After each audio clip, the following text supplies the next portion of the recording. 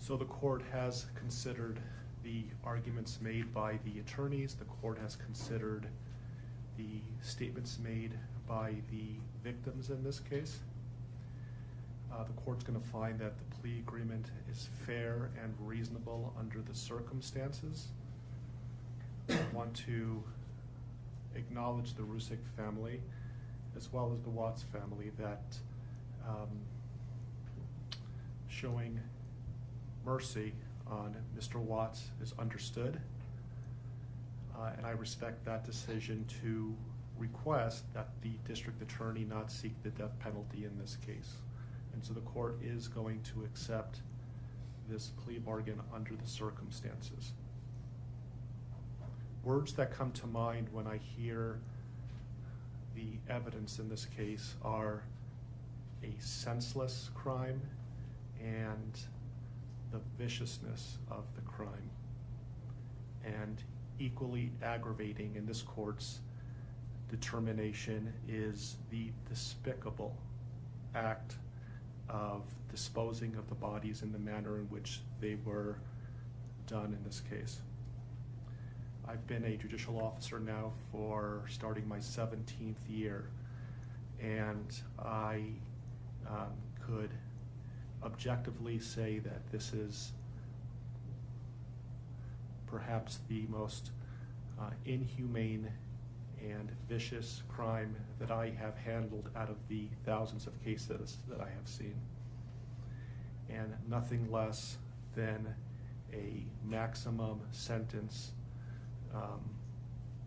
would be appropriate, and anything less than the maximum sentence would depreciate the seriousness of this offense. So the court is going to sentence Mr. Watts as follows. With regard to count number 1, murder in the first degree as it relates to Shanann Watts, the court is going to sentence you, sir, to a life sentence in the Colorado Department of Corrections, followed with no possibility of parole. And that is going to run consecutively to all but counts 3 and 4.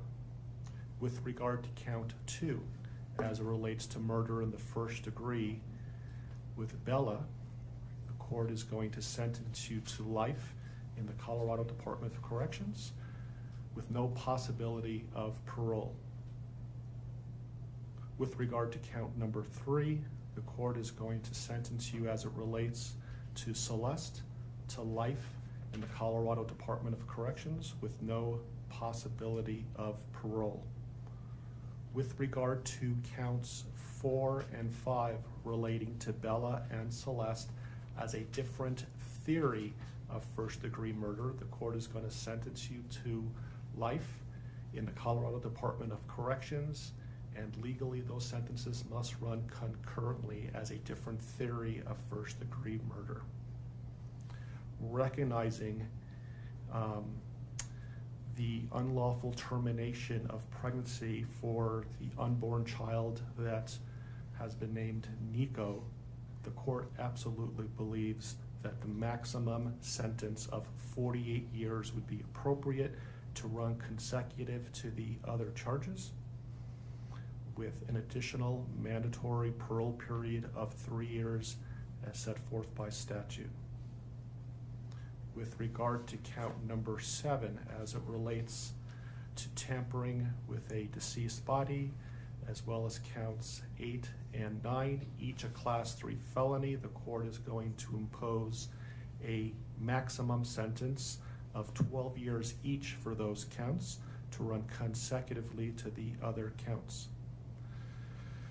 The court is going to order that the statutory fees be paid and court costs. The court's going to grant the prosecution 91 days to file a notice of restitution, and that will be the sentence of the court.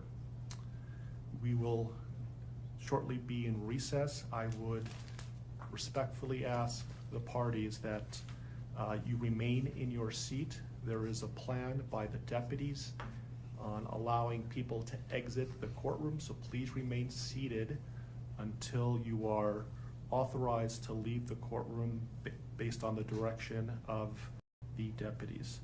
Deputies, I would respectfully ask that you take this defendant into custody and have him serve the rest of his life in the Department of Corrections. We are in recess.